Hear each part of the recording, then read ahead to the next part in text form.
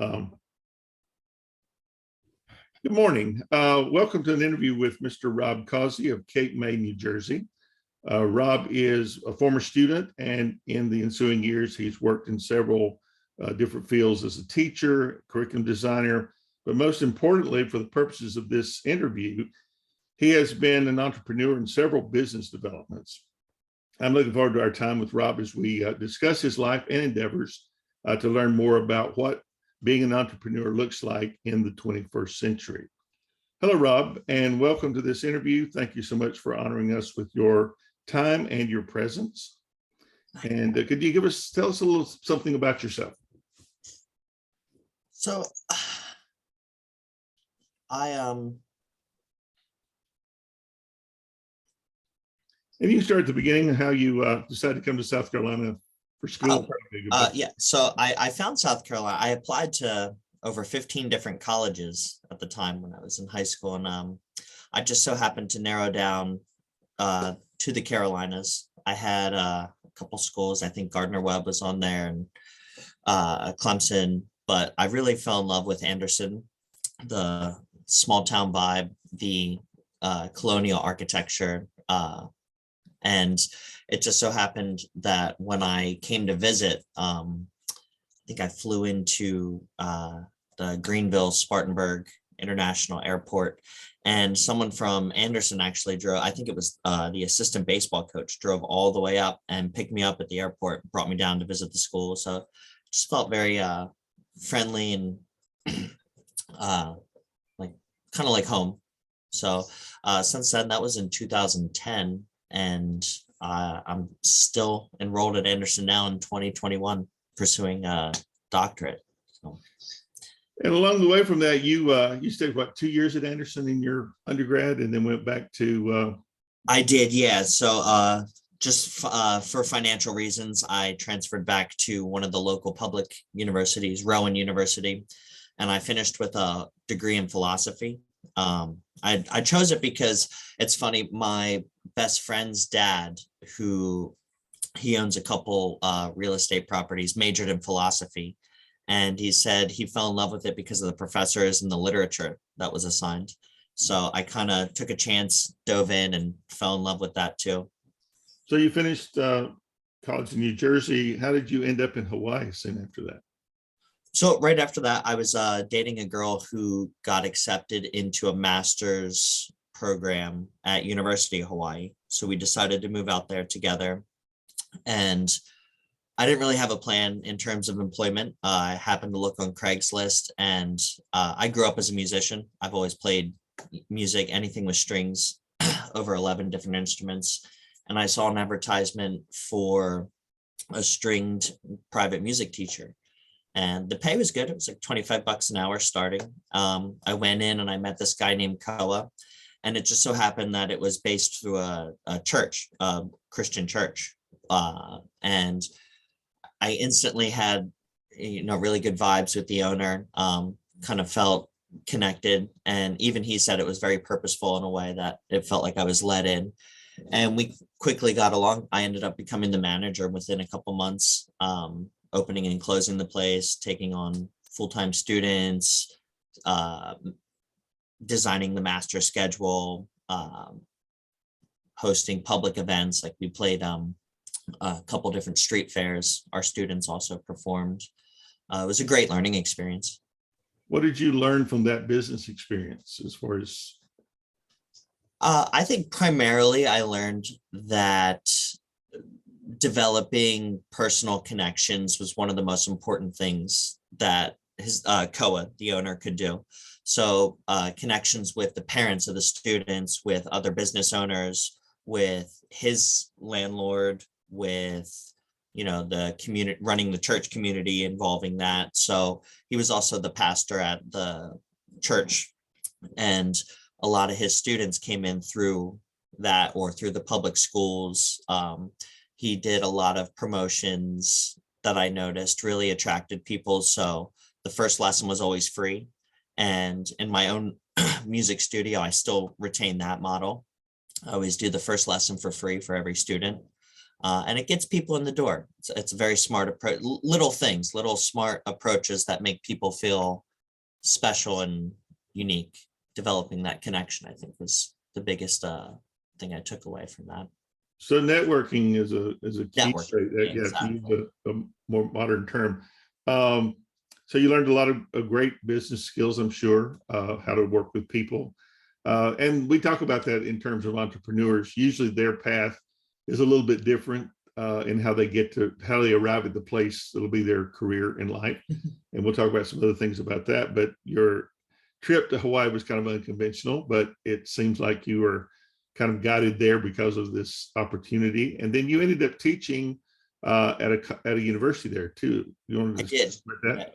It was an international Japanese university. So while I was managing branch studios for Koa, I saw an advertisement for a music adjunct at a community college. And I went, I just so happened to apply, and I said, look, I only have my bachelor's degree, but I would love this opportunity. And they said it was okay because it was a junior college, international Japanese university. And most of the students were Japanese. Some of them didn't even speak English, but it was just a general music appreciation course. So I went through music history. I started with American jazz, blues, and went through the timeline through the last century or so. And I kind of focused on a lot of just music history. I had them singing along. It was a great way to incorporate learning English, learning music history, American history, tied in a couple lectures involving what was going on in the timeline. Interesting. So Historically. so it gave you some experience in teaching at the Lecturing, yeah, yeah, that's exactly. so In that front of kind the, of in front of will come back to you again when you at present day. So that's really good. exactly. How many years were you in Hawaii altogether? A little over one, a Okay. little under two. And then what year did you come back to Cape May? 2016. Okay. Yeah. And how did you get involved in your next undertaking? What did you do when you came back? When I came back, I ran into this business owner. His name was Yanni Karapaniotis, and he owned several restaurants and real estate in the area. And I grew up, he was a friend of mine. He employed a couple of my friends in high school. And he had an open storefront on the walking mall, the historic walking mall right by the beach. And he offered me a great opportunity. He offered 6 months free rent. And he offered to help me set up my own music studio, kind of like emulating what I had in Hawaii. I was talking to him. We go to the same church too. And I described to him what I was doing in Hawaii. And he said, why don't you do that here? And I kind of laughed thinking, I don't have that kind of money. And he just so happened to offer, he said, look, I think you can make a great business out of it. We need that in the area. His son's a musician and still is one of my students, private students. I teach him for free still. And that was part of the deal, but he walked me through, opened the door to the store and said, look, I'll charge you $1,500 a month. This was in 2016. 6 months free of rent. I'll help you set up. I'll help you network, get online and everything. And I kind of rushed into it blindly, impulsively rather, but it's been a great opportunity since. One of the things we talk about with entrepreneurs versus inventors is this need of capital, raising capital, the ability to start. Most people have great ideas, they just don't have the money to do it. An inventor, his number one problem is how does he bring his invention to the marketplace? And you have to wonder how many of those great ideas ended up in the trash bins of history just because there was nobody there to do that. Exactly. So the entrepreneur is much more about supplying the capital, supplying the ability to get started. And so I think you were fortuitous in, knowing this man who was willing. You have to be willing to do that. When you look at Andrew Carnegie, he was an immigrant, and he spent time running telegrams to rich people and reading their telegrams and, building off of that. But started with very small capital. Henry Ford did the same thing. He learned from working for Thomas Edison, networked with a lot of people who, when he was ready to start his car factory, he had people to readily to supply the capital. Tell us how your business has grown and where is it today as far as success? We've been very fruitful. So I started out by myself. I took those 6 months and I actually partitioned the store. So I rented out the front half of the store to one of my close friends who she makes candles. So she started her own business. So right off the bat, that split the rent down to $750 a month. And it also isolated the sound, which I needed for a music studio. And I've been doing really well. The first lesson for free has really attracted a lot of people. And I started giving out business cards to my current students, which when they hand it out as a reference, they in turn get another lesson for free. So it's really created a nice little, like you said, networking process that brings people into the door. I don't really use social media as much as you would think, only because I like to stay local. We have a local newspaper that I do advertising called Exit Zero. And I also advertise through the schools. I started substitute teaching like 2 years ago. And I used that to make connections with some of the students in terms of advertising for private lessons. And since then, this past year, I actually took on a full-time job at the public school in the next town over, Wildwood. And that's actually provided a handful of other students to the point where I have 3 other employees that are now teaching for me.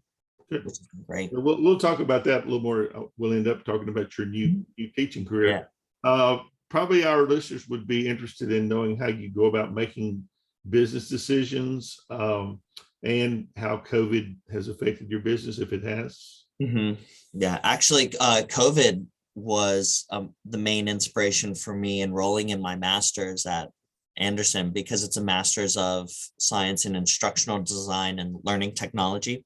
Bit of a mouthful, but it's all about the online teaching experience. And COVID, in turn, especially being in New Jersey, we had some of the strictest regulations. My entire business had to go online almost abruptly. We weren't allowed to meet in public. We weren't allowed to open for over 12 months, actually. And I was really fortunate to have Yanni as my landlord, and he actually didn't charge me those whole 12 months. But learning how to create online learning experiences, like for music, which is a very tactile and physical experience in itself, was pretty difficult. I had to figure out how to incorporate a lot of third-party sources, sites, apps, things like that, to make the experience a lot more like hands-on, as if it would be in the studio. That's probably the third thing that I usually talk about with technology, and that's innovation.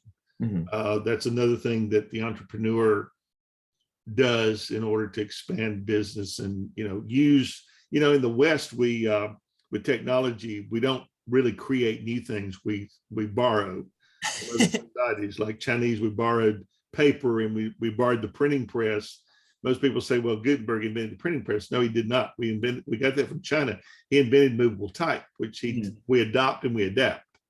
And that's a great example of what you had to do with music. I see lots of church choirs actually do virtual choirs, which is really, right. And 10 years ago, we couldn't do that.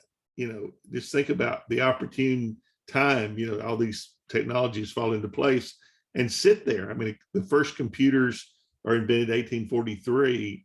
We don't have a desktop until 1985. I put the first computer lab into a public school in Anderson County in South Carolina in 1985, not even knowing how to operate a computer. My head will go this way, yeah, I'll do that. We didn't have the internet. Al Gore hadn't invented the internet yet. We didn't have Microsoft Office. And so, in 1985, we were playing Pac-Man and some rinky-dink thing. So lots of technologies lay around in the dustbin until somebody comes along and pulls them out, dusts them off, and do that. So, I'm sure that was quite an interesting operation. But then it kind of feeds into your final piece.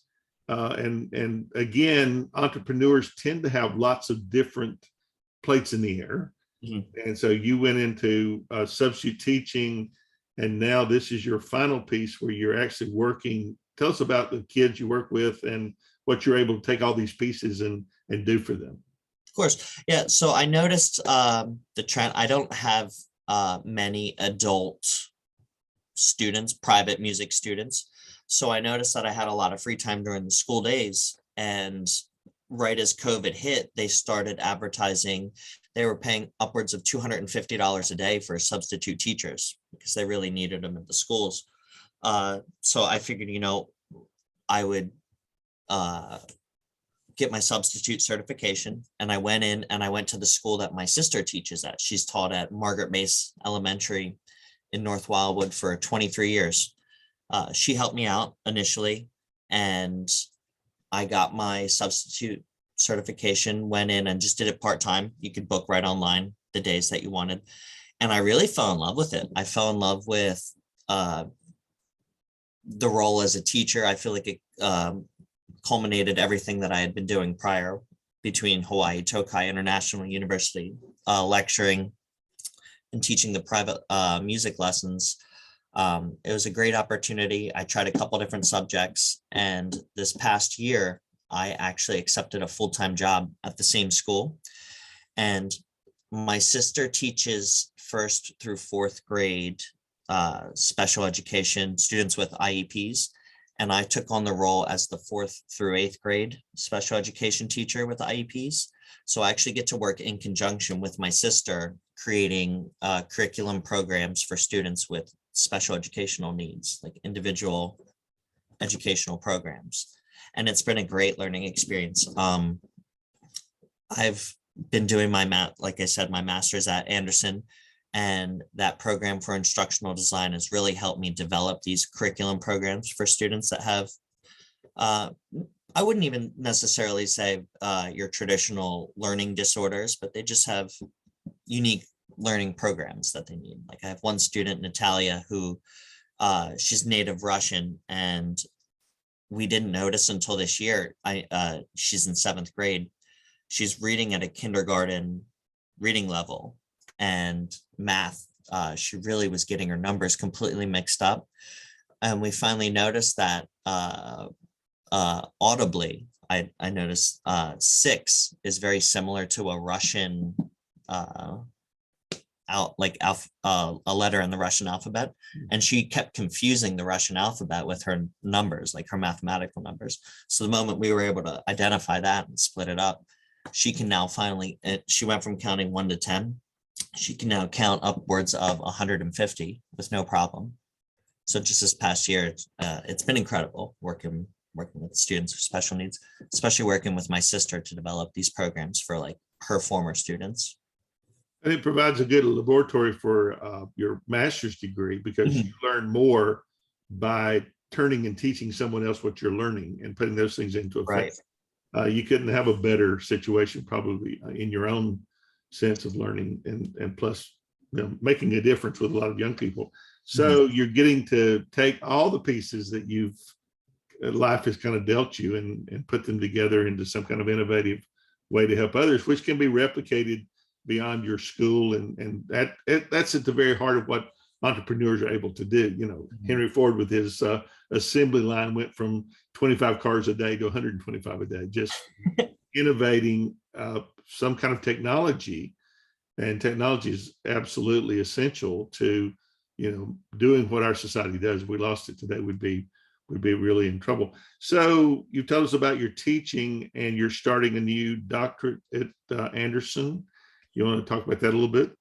I am, yeah. So, like I said, I really fell in love with working at the school this past year. I actually coached 2 sports, volleyball and cross country. I'm hoping to do 3 this upcoming year. But I'm doing the doctorate. It's a doctorate of education in curriculum and instructional leadership. And I'm hoping to utilize that not only to help me develop maybe a stronger role as an educator, but also as a coach. I really fell in love with coaching, and I think it's going to help with my music studio too.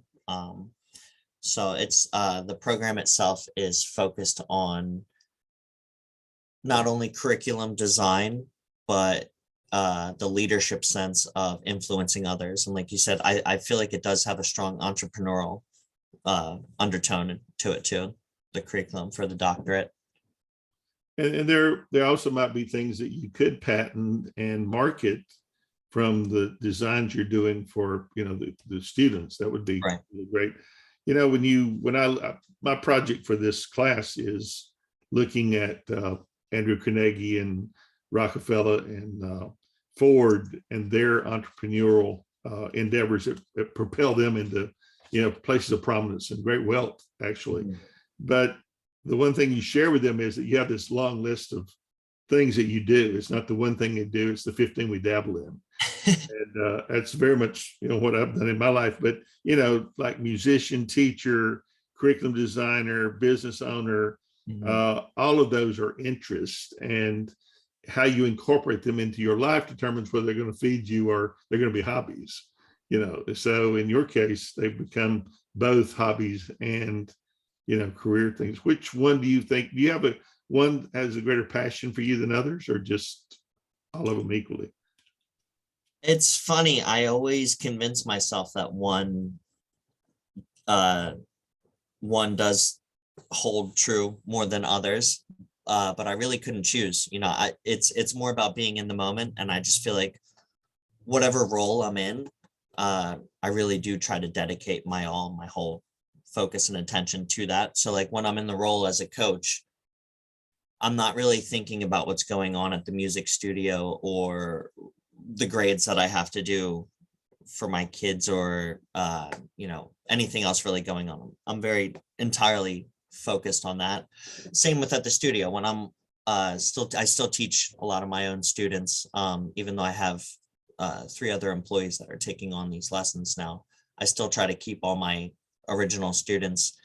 And when I'm in a one-on-one lesson, I'm not really thinking about the school or what's going on with the team or anything like that. I try to stay focused entirely on whichever role I'm in. Yeah, it's amazing. I'm thinking back 10 years ago when we met, when you were a student in my history class. Music was your passion then. Yeah, exactly. But music was a hobby. It was like Right. you never dreamed, I don't think at that point, that you'd ever work that into part of your career, part of your life focus. And when you look back at people like Carnegie, who starts out delivering telegrams and all this stuff, I'm sure when he looked back, he never dreamed that that would be, instrumental in him becoming who he was. Where do you see your career in 10 years? Where do you want it to be? Oh, well, it's funny, as you just mentioned, 10 years ago, I don't know if you remember, I changed my major, what, 6, 7 times Yes. in a year? 10 years from now, to be honest, the most exciting thing is that I really don't know. I could be an administrator. I would love to be a superintendent or my current mentor at Margaret Mace is our superintendent who also acts as our athletic director. So a role like that would be ideal, I think, if I could somehow fall into that. But I really don't know. I definitely think that my music studio will still be active and thriving. That's always going to be a passion project. And I feel like uh, I don't want to say it runs itself because obviously I still have to do daily, you know, tasks, functions. I'm going to on my way there now, actually, in a moment. But I still also think that I'll be teaching for sure. That's I've one of the more difficult things to when you move into administration, if you love teaching and that's your passion. right. I have a niece like that. She just got her doctorate degree, but she teaches elementary school. She Mhm. won't give up her kids to do administration. But Right. one of the things you can do that would be very helpful is to turn and replicate what you're doing in the lives of other people, surrounding yourself with champions that are doing the same thing. And you can do 10 times as much or 100 times as much, depending on how many people you influence. And so that's kind of where entrepreneurs end up. I mean, the big names of the past turned and took their fortune and made a difference with it. I mean, with starting colleges and libraries. And so, that may be 10 years down the road where things have done that with. But I appreciate you spending time with us. I appreciate your friendship and your taking time to share with us where life has taken you. I know we've talked about this, but we feel like life has been kind of guided by God and destiny in that direction, and there aren't any accidents. When you look back over your trajectory, it's not a straight line like most of us. It's this crooked path, but you realize that there are no accidents. They're just divine appointments. And each of those pieces were vitally important. You have any parting comments before we go? Well, I really appreciate you. It was a great time to not only reflect on my path, but like you just said, to really appreciate the divine intervention per se, and the fact that, like you said, there really are no coincidences. And I think it's incredible, that, and I am very humbled, with the opportunities that I've had to this point. And it's nice to reflect on them and not take them for granted. So I feel like I'm going to go into the studio today with a refreshing sense of, purpose. Well, I look forward to seeing what God does with you in the next 10 years. And I plan to be around till I'm 100, so I'm going to be watching that. But thanks for your time, and thanks for helping us out. Yeah, absolutely. Thank you.